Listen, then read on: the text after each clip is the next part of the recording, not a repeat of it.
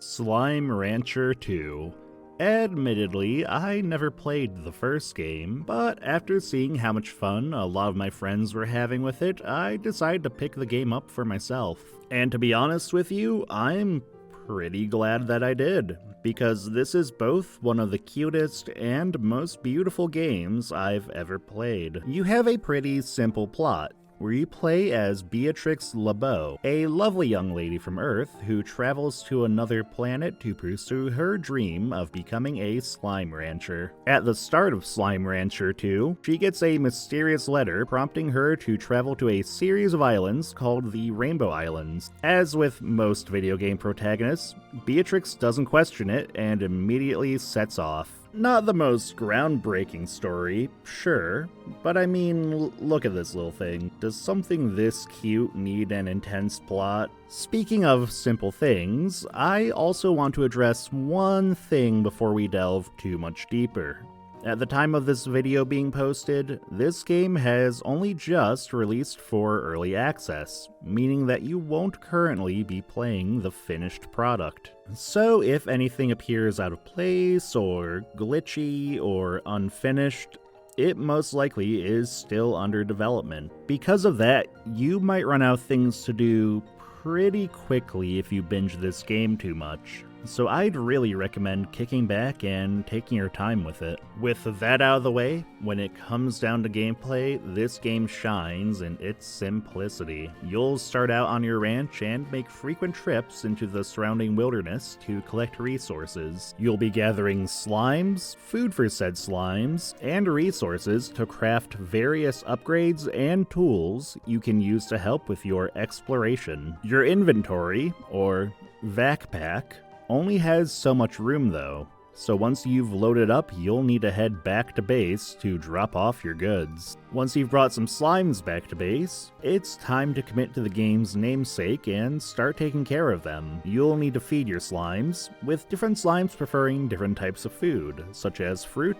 vegetables, or meat. Upon eating, a slime will then produce a plort. Each slime also has a favorite food in their respective diet, and feeding them their preferred treat will generate double the plorts. Plorts ultimately have 3 uses, with you being able to use them for crafting, sell them for money, or feed them to your other types of slimes. If a slime eats a plort of a different slime type, they'll then turn into a hybrid of the 2 slimes, also known as a Largo slime. Largos will have the diet of both the base slimes and also provide plorts for both types when fed. However, they carry with them 2 risks. First is that their large size makes them a bit harder to manage, as they can more easily escape their enclosures and can't be sucked into your inventory. They can also be incredibly dangerous, as if a Largo slime eats a 3rd type of plort, they will then become corrupted and turn into a tar. Tar will then begin to corrupt other nearby slimes, and if given the chance, attack you as well. Thankfully, they're hydrophobic, so just splash some water on them and they'll explode. You can also toggle tar off when starting a new game if you'd prefer not to deal with them, like what I did, so I could let my slimes roam free range like the animal I am.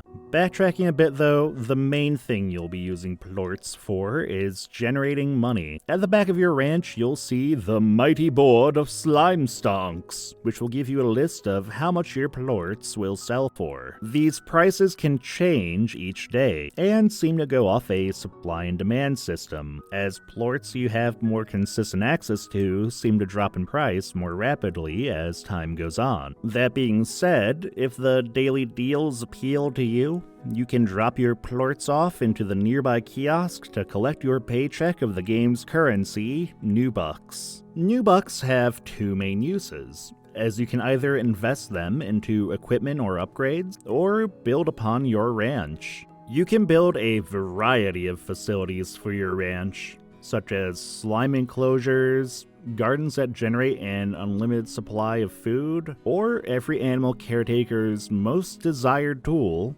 an incinerator. You can then choose to upgrade these facilities further, or expand your ranch to provide room for even more facilities. Ultimately, everyone will have a different approach to how they set up, so find what works best for you and go from there. As you explore the islands, you'll also occasionally stumble upon Gordo Slimes. These large lads are very hungry, and will happily block your path until you feed them to the point that they explode. No, seriously, you make them explode. Gordos usually block access to powerful upgrades, shortcuts, or even entirely new areas, so it's always worth stuffing their faces whenever you're able. Continuing to unlock more areas means that you'll be treated to some of the most stunning visuals I've seen in most recent games, and once you have the jetpack upgrade, you'll have so much freedom on where you can go. Seriously, for how cute this game portrays itself, it's honestly very pretty. Speaking of cute, for being early access, the slime variety is already pretty good, and it's always both exciting and endearing seeing the different types that show up. My personal favorites so far are the Ringtail Slimes. They are just way too good. Oh my god, I love him! Oh, I'm sorry, I just... Look at this little man. Oh my goodness, he's like a... Look how fucking smug he looks. I love him.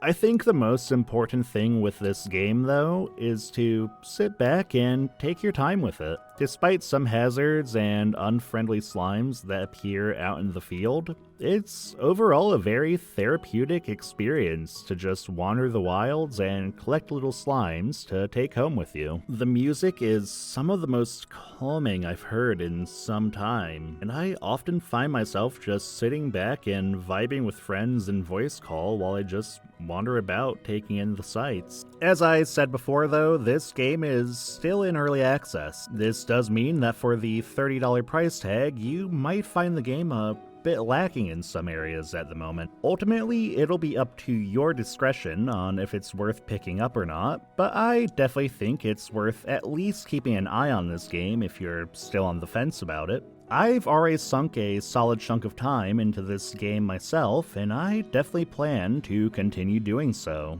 as it still feels like there's plenty to do. After all, I still need to work on perfecting my chicken torture pit.